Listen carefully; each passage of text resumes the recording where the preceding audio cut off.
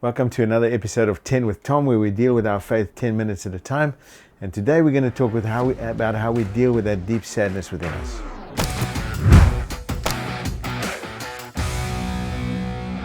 Years ago, one of my daughters was in her teens and she had suffered a loss, in a sense that what she had anticipated to happen didn't happen. And it was incredible, actually, at the time, how big that was in her life. She went to see a counselor, a psychologist. And the psychologist started talking her through the 5 stages of grief. And growing up in a ministerial home, she said, I know the 5 stages of grief, when he got to stage 2, and kind of dismissed these things. But these stages of grief are really helpful for us when we find a deep sadness within us. And while it's a subject far greater than 10 minutes, let's just talk about them briefly together. But before that, Jesus says, "Blessed are those who mourn, for they shall be comforted." It's kind of a mourning will come, sadness will come, but comfort will also come. And so I'm hoping that in this little time, whatever loss you have, whatever sadness you carry, that there'll be some movement towards comfort. So the first stage of grief is denial, and there's grace in denial. Denial kind of says you can take a little bit of time. We can't fully register all the pain in one moment, and so denial helps us to spread it out just a little bit. There's comfort in denial. Please know, as we talk about these stages, that they're circular, not linear. You don't get over one stage, denial, and then the next and the next, and by the end you graduate out of sadness. Rather, we come around and around and backwards to these things. So denial is kind of our body's anesthetic to emotional pain. We just get to pace ourselves through that. If you're finding yourself with overwhelming denial, one of the ways we get through that is to just begin to own or begin to stop fighting the circumstance we find ourselves in. In a way, surrender. Blessed are those who mourn, for they shall be comforted. So we surrender. The next stage of dealing with our sadness or grief, and remember, grief is work, so this might feel like a little bit of hard work, but it is. The next stage is anger.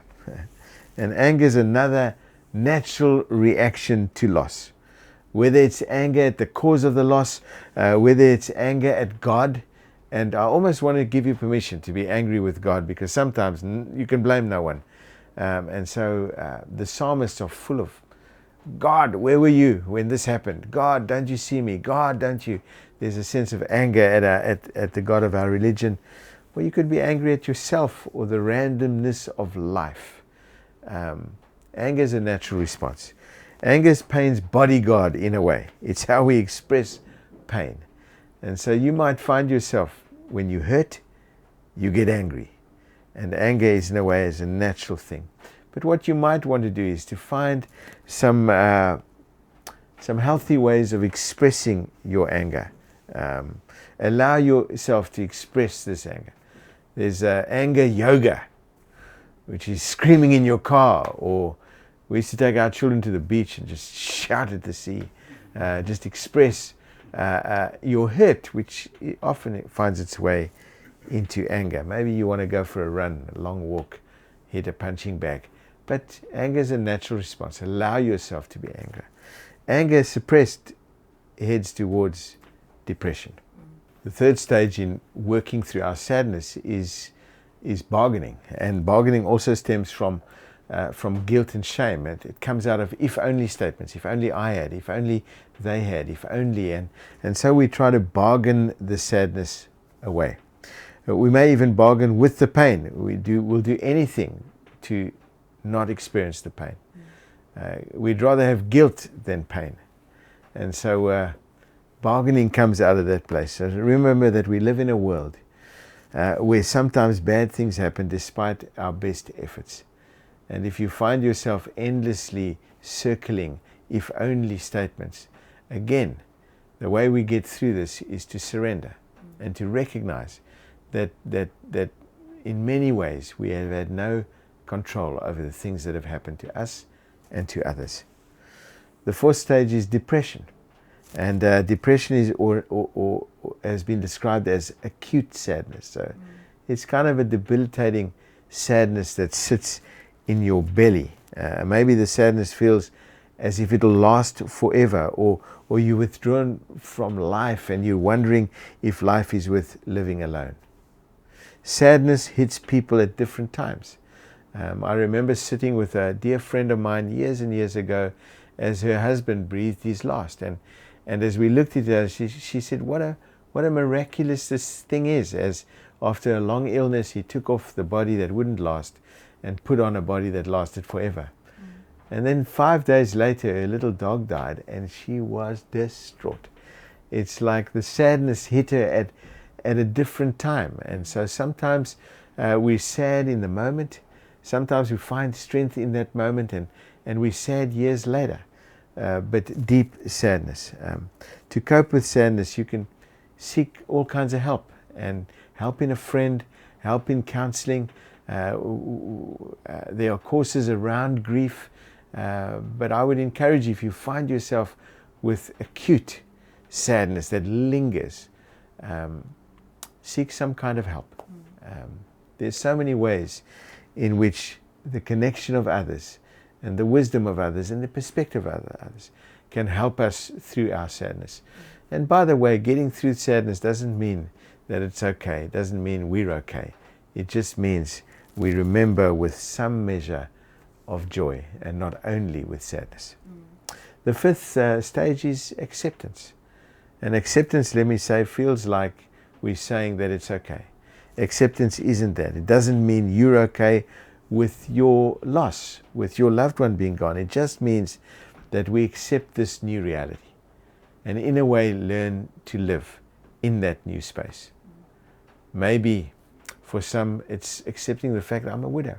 I'm a widow. I have no parents. My sibling I can't phone. It's accepting that reality. It doesn't mean getting over it. It just means accepting it and trying to live in that reality.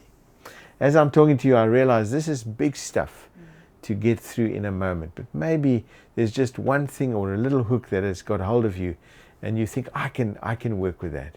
This is where I am, and this is what I can begin to do or think about. Acceptance isn't grief's end. You might have many little moments along the way where you need to accept again. But it's one of the ways in which we begin to move on and we begin to heal and to realize in a way the promise of God. Blessed are those who mourn, for they shall be comforted. There's a new sixth stage, if you like, and it's called meaning. It's the way in which we begin to find meaning and purpose in our lives. I remember my uncle lost his son, my cousin, in a military battle in Angola. And while he worked hard at these stages of grief, and I could see the circular pattern of it, one of the things he did was devote his life to making South Africa, this country, a better place, so that his son's life didn't mean nothing. He established schools, built churches, and with almost a massive passion found incredible meaning as he invested his life almost to the honor of the ones that he loved but could not see. So perhaps there's a way in which this painful grief work produces in you a new purpose for your life. So we've talked about what do we do with this sadness.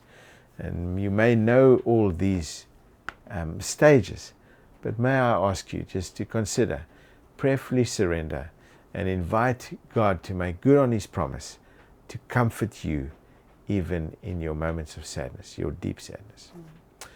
May God bless you. Jesus says, "Blessed are you who mourn, for you shall be comforted."